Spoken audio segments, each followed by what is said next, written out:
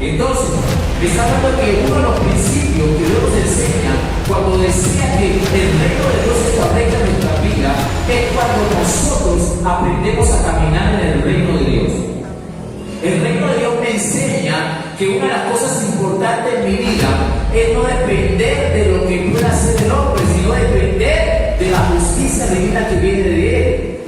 Aquí me está diciendo muy atentamente su palabra, porque el reino de Dios no es comida.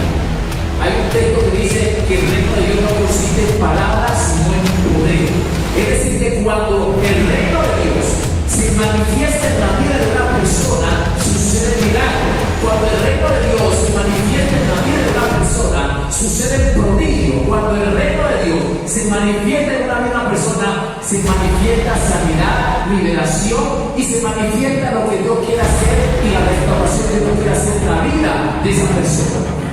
Por eso es importante en mi vida que el reino de Dios sea una prioridad en mí, donde todos no nos hace sentir bien, donde llegamos a un extremo de situaciones que pasamos, dificultades difíciles, se convierten en tristeza, se convierten en lágrimas, se convierten en problemas, se convierten en situaciones que quizás no sabemos sobrellevar, pero cuando viene